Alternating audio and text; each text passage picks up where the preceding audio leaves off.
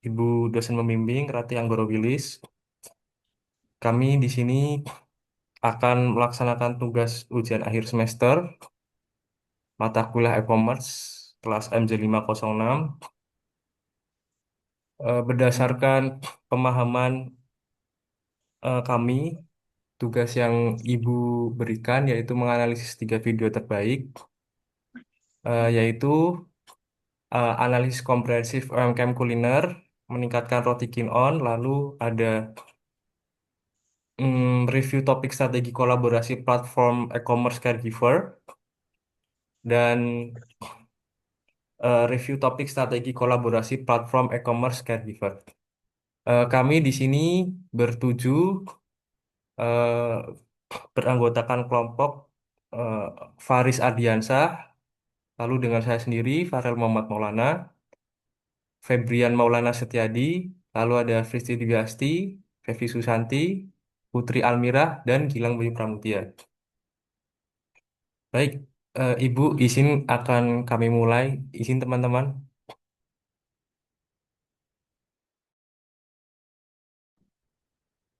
Baik, mohon izin kami lanjutkan. Saya Faris Ardiansyah akan mempresentasikan eh, pada kali ini. Analisis pertama kami fokus pada UMKM kuliner roti Kin-On. Kajian ini didasarkan pada video analisis UMKM yang membahas strategi optimalisasi, operasional, dan pertumbuhan bisnis roti. Kami mengevaluasi kesesuaian model bisnis, strategi pemasaran digital, serta aspek operasional yang mempengaruhi kinerja bisnis. Dengan memahami kondisi saat ini, kita dapat melihat peluang peningkatan yang realistis dan relevan dengan perkembangan digital. Roti Kin-On menggunakan model bisnis B2C, yaitu menjual produk langsung kepada konsumen akhir tanpa perantara. Model ini memungkinkan pelaku usaha memiliki kontrol penuh terhadap kualitas produk, harga, dan pengalaman pelanggan. Model pendapatan yang digunakan adalah transaction based on base revenue, di mana setiap penjualan menghasilkan pemasukan langsung. Sistem ini umum digunakan pada bisnis kuliner karena sederhana, mudah dikelola, dan memberikan arus kas yang cepat. Pemilihan social commerce seperti Instagram dan TikTok sangat tepat karena konsumen kuliner cenderung visual dan impulsif. Konten foto dan video makanan dapat membangun keinginan membeli secara spontan. Selain itu, konsumen juga membutuhkan interaksi langsung dan testimoni sebagai bentuk kepercayaan. Social commerce memungkinkan komunikasi dua arah yang cepat, sehingga hubungan dengan pelanggan menjadi lebih dekat. Walaupun strategi promosi sudah baik, masih ada gap pada aspek operasional. Sistem payment gateway sangat penting untuk memastikan transaksi cepat, mudah, dan aman. Selain itu, logistik makanan juga menentukan kualitas produk saat diterima pelanggan. Jika operasional tidak optimal, maka strategi pemasaran yang baik pun tidak akan memberikan hasil yang maksimal. Selanjutnya akan dilanjutkan dengan rekan saya, Gilang Bayu Pramudia. Kemudian yaitu identifikasi gap, keamanan data dan transaksi. Yang pertama yaitu perlindungan data pribadi, meliputi nomor telepon, alamat pengiriman, dan bukti pembayaran. UMKM harus menggunakan platform terpercaya dan mengelola data secara etis. Yang kedua yaitu pencegahan penipuan dengan mencegah penyalahgunaan data dan penipuan menjadi krusial untuk menjaga reputasi dan loyalitas pelanggan. Keamanan adalah bagian dari kualitas layanan. Kemudian strategi retensi pelanggan.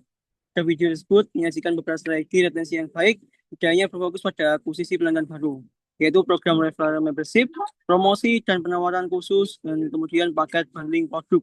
Strategi ini membantu meningkatkan repeat order dan pendapatan jangka panjang. Kemudian untuk rekomendasi konsultan, yaitu solusi inovatif. Sebagai konsultan, berikut adalah rekomendasi tambahan untuk roti Kin-On. Yang pertama yaitu pemanfaatan AI. Yang kedua, integrasi O2O, konten berbasis data. AI yaitu chatbot, berupa layanan pelanggan otomatis meningkatkan responsivitas tanpa penambahan SDM. Yang integrasi yaitu pemesanan online ambil di toko atau promo khusus untuk pelanggan offline yang mengikuti media sosial. Menciptakan pengalaman terintegrasi. Kemudian yang ketiga yaitu analisis data untuk mengembangkan konten pemasaran yang lebih relevan dan efektif, seperti video, pembuatan roti, atau user-generated content. Kemudian rekomendasi konsultan, yaitu program retensi tambahan. Membangun loyalitas pelanggan jangka panjang memerlukan strategi yang berkelanjutan, yaitu yang pertama diskon pembelian berulang, yang kedua broadcast WhatsApp, yang ketiga kartu loyalitas digital. Dengan program loyalitas sederhana namun konsisten, dapat secara signifikan meningkatkan tingkat pembelian ulang dan pendapatan. Kesimpulannya yaitu jalan menuju keberlanjutan dan daya saing. Yang pertama yaitu optimasi operasional dengan sistem pembayaran dan logistik. Yang kedua keamanan digital dengan prioritaskan pelindungan data dan transaksi pelanggan. Yang ketiga inovasi teknologi dengan memanfaatkan AI, integrasi O2O, dan strategi konten berbasis data. Dengan pendekatan holistik ini, Rotikin dapat meningkatkan daya saing, kepuasan pelanggan, dan keberlanjutan bisnis di pasar yang dinamis. Berikut pembahasan terkait dengan roti Green On. Selanjutnya akan dilanjutkan oleh rekan kami, Mbak Fisti dan Mbak Putri Almira. Terima kasih. Baik, terima kasih Mas Gilang. Izin melanjutkan terkait dengan review topik strategi yang kedua dari video yang kedua terkait dengan boleh next ya Mas ya, caregiver ya. Caregiver di sini dipresentasikan oleh kelompok 10, di mana caregiver yang ditayangkan ini oleh kelompok 10.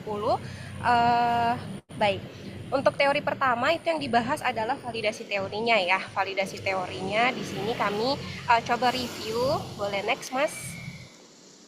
Ya. Di validasi teori, kami mengidentifikasi model bisnis dan revenue modelnya ya. Secara umum, untuk identifikasi model bisnisnya kami belum bisa mendapatkan poinnya apakah yang dimaksudkan dalam caregiver yang presentasikan oleh kelompok 10 ini B2C atau C2C, karena belum tahu apakah dikelola oleh satu pihak atau sekelompok atau badan usaha seperti itu. Kemudian untuk revenue modelnya di kelompok 10 itu sudah membuat kriteria yang jelas dalam pemilihan e-commerce apa yang akan mereka butuhkan dalam memanfaatkan e-commerce tersebut dalam pemasarannya seperti itu, dan manfaat apa yang hendak mereka capai dengan memakai e-commerce tersebut. Nah, mengidentifikasi manfaat yang mereka analisis menurut hemat kami sudah berdasarkan customer behavior dari target pengguna yang hendak dituju. Jadi untuk revenue modelnya sudah cukup tepat. Boleh next Mas? Kemudian selanjutnya terkait pertanyaan apakah pemilihan platformnya sudah sesuai dengan customer behavior target pasar UMKM. Nah, dari pemaparan dari kelompok 10, target pasar yang mereka sampaikan itu untuk caregiver ini adalah keluarga dengan anggota yang memiliki kondisi lanjut usia, penyandang disabilitas, dan orang sakit. Latar belakang ekonominya menengah ke atas, ekspatriat atau keluarga urban modern. Dan dengan latar belakang psikografis keluarganya yang mengutamakan kesejahteraan dan perawatan jangka panjang di rumah ya. Jadi secara target pasar mereka mereka sudah sangat spesifik, bahkan geografis kota besarnya juga sudah dipetakan. Namun apakah pemilihan platformnya sudah cukup tepat dengan behavior target mereka? Untuk pemilihan platformnya, karena yang diberikan adalah jasa, menurut kami dengan pemilihan website berupa website dan aplikasi mandiri itu sudah cukup tepat, karena biasanya untuk jasa memang banyak sekali menggunakan website mandiri yang dibangun seperti itu ataupun aplikasi mandiri sebagai branding produk dan platformnya. Nah, pemilihan social commerce seperti Instagram, Facebook, WhatsApp, dan TikTok sudah cukup tepat, tapi memang digunakan hanya untuk media promosi dan komunikasi dengan customer. Selanjutnya akan dijelaskan oleh rekan saya, Fristri. Selanjutnya untuk identifikasi gap dari sisi operasional, payment gateway, dan logistik. Dalam video dari kelompok 10 itu pembahasan lebih banyak berfokus pada strategi promosi dan kolaborasi dengan platform e-commerce seperti pemanfaatan marketplace dan media digital. Namun kelompok 10 itu sudah membahas mengenai pembayaran digital melalui e-wallet, transfer, atau kartu. Tapi belum mau dibahas secara spesifik dan teknis mengenai logistiknya. Nah, payment gateway itu penting karena memudahkan pembayaran seperti e-wallet, transfer, dan kartu kredit atau debit, serta ingin itu mempercepat proses pembayaran. Nah, di sisi logistik itu juga penting karena menentukan kecepatan dan biaya pengirimannya. Karena tanpa logistik yang baik, pemasaran digital itu tidak efektif karena produk tidak sampai dengan optimal. Selanjutnya, Untuk identifikasi gap terkait data privasi dan keamanan transaksi, gap utamanya itu di video dari kelompok 10 itu tidak secara eksplisit membahas data privasi atau keamanan transaksi. Aspek keamanan digital belum menjadi perhatian, padahal ini merupakan faktor yang penting dalam bisnis online. Nah, pada era digital ini, aspek keamanan digital itu penting karena pelanggan biasanya memasukkan data pribadi seperti nama, alamat, nomor HP ataupun rekening. Namun kalau tanpa keamanan ini bisa terdapat risiko kebocoran data dan penipuan yang membuat pelanggan ragu untuk melakukan transaksi. Selanjutnya,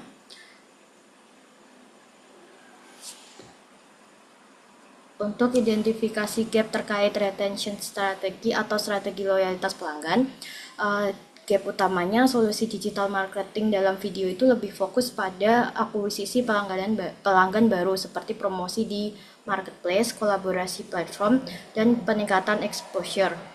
Strategi masih jangka pendek dan untuk menarik pembeli dan belum terlalu membahas terkait jangka panjang yang membangun loyalitas.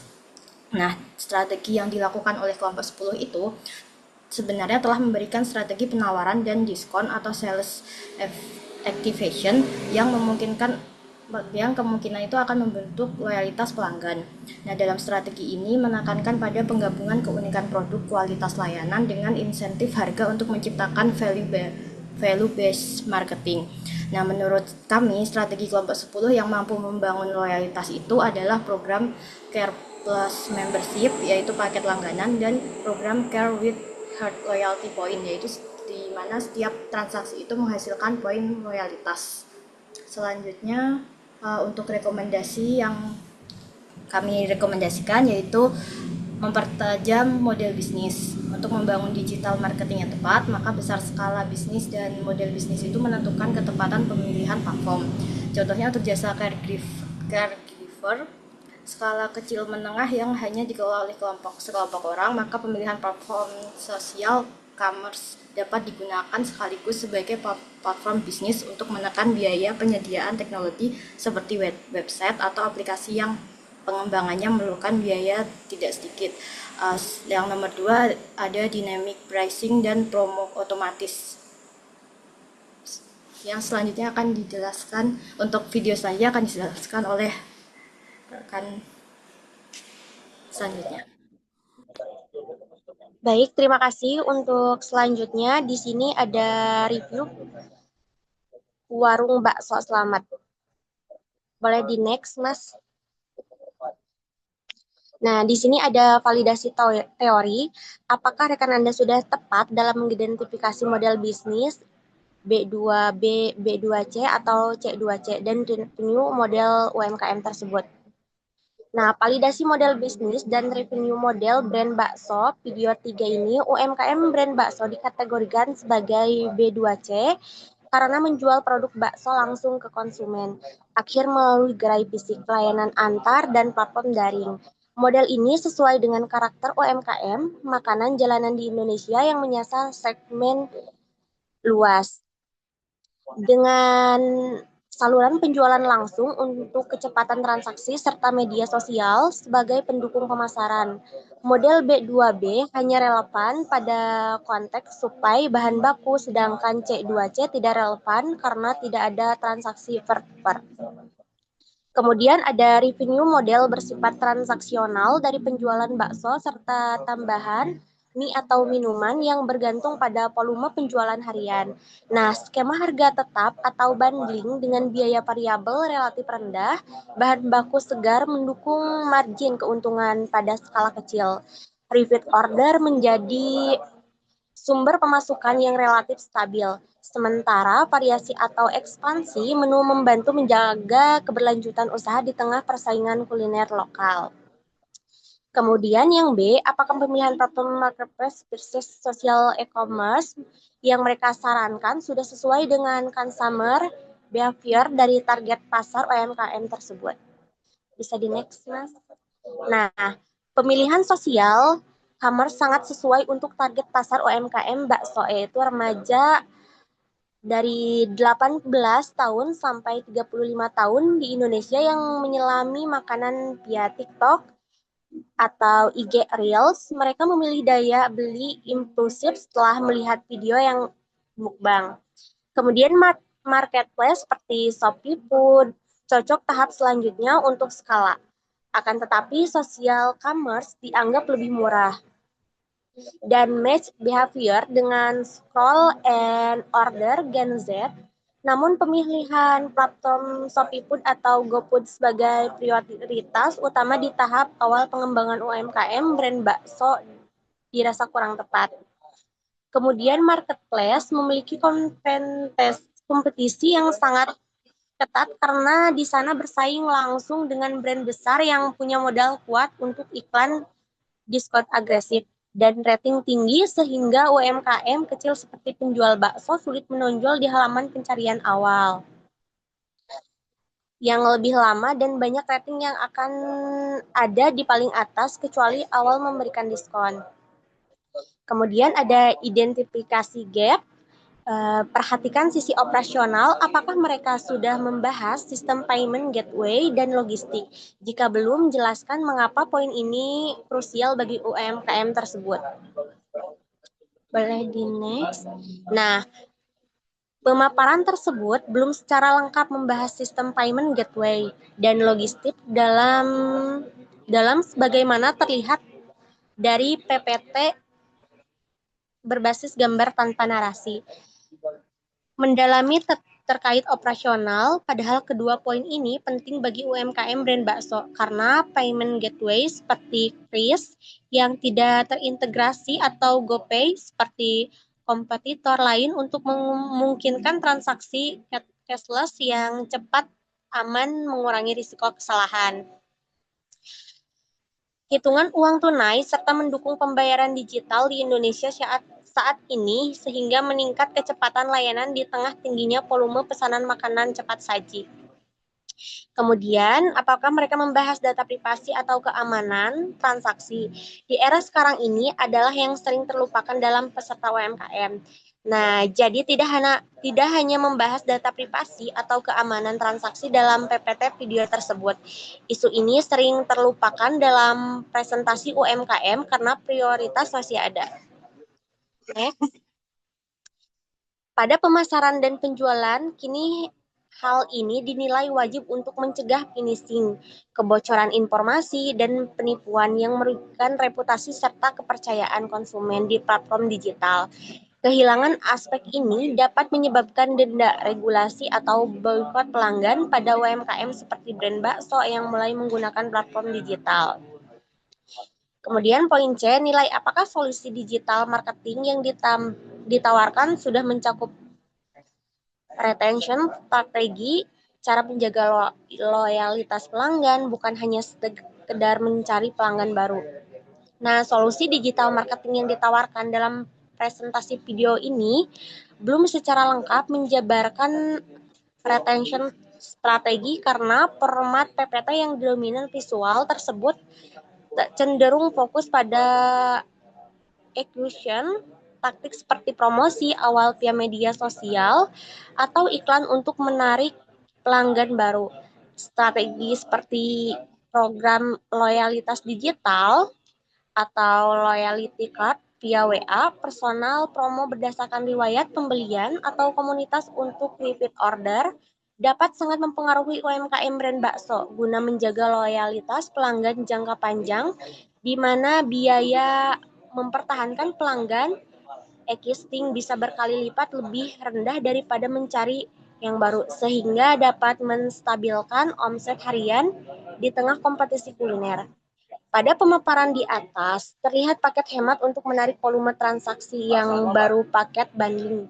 Juga untuk menawarkan kepada yang baru namun belum diberikan reward, misal mengumpulkan 5 stuk bakso dapat gratis 1 bakso. Nah, untuk selanjutnya akan dibahas oleh rekan saya yaitu Mas Febri. Untuk Mas Febri dipersilahkan. Ya, terima kasih Mbak Fevi. Melanjuti poin C di atas, poin C di atas, nilailah apakah solusi digital marketing yang ditawarkan sudah mencakup retention strategi dalam kurun menjaga loyalitas pelanggan bukan hanya sekedar mencari pelanggan baru. Dari pembahasan di atas, kita sudah berusaha ingin membuat grup pelanggan khusus yang dapat mengakses promo eksklusif, memberikan label pada pelanggan lama, memberikan katalog digital khusus merupakan upaya untuk menjaga hubungan baik dengan pelanggan lama. Tiga, rekomendasi konsultan. Kelompok kami akan menambahkan inovasi pelanggan melalui platform kampanye peduli sesama melalui donasi komunitas digital di WhatsApp dan Instagram. Sebagian profit untuk anak kurang mampu yang mengundang pelanggan berbagi cerita komunitas lokal yang menonjolkan nilai pribadi terkait momen kebersamaan dengan kemanusiaan dan makan malam keluarga atau ma- makan malam keluarga. Aduh, potong ini. Makan keluarga atau inovasi ini dapat dibangun dengan citra otentik atau obat rindu kampung halaman yang tidak akan ada dan komunitas langganan bakso sehingga dibahas di video tersebut untuk mempererat hubungan antar manusia memanfaatkan teknologi digital. Inovasi ini sehingga dapat menarik pelanggan maupun memanfaatkan sisi kemanusiaan dari dan investor. Kampanye ini tentunya akan pendekatan persuasif dengan membangun dibagikan melalui sosial media dan akan dikemas dengan ikatan emosional di mana pelanggan merasakan dalam sebuah video yang informatif ataupun sinematik yang dihargai sebagai customer, seperti untuk mengkolaborasikan nyaman sehingga meningkatkan loyalitas pemberdayaan platform digital, lingkungan organik tanpa biaya iklan yang besar, dan juga pada hubungan antar manusia yang kuat. Akhirnya menciptakan konten alami yang menyebar melalui word of mouth. Sekian dari saya, selanjutnya akan ditutup oleh Mas Farel. Baik, Mas Febri, terima kasih. Baik, Ibu, itu saja yang dapat kami presentasikan mengenai analisis UMKM dan strategi e-commerce. Terima kasih atas perhatian Ibu dan teman-teman semua. Mohon maaf apabila masih terdapat kekurangan dalam materi maupun penyampaian kami. Semoga presentasi ini dapat menambah pemahaman kita terkait pengembangan UMKM di era digital. Terima kasih atas waktunya. Wassalamualaikum warahmatullahi wabarakatuh.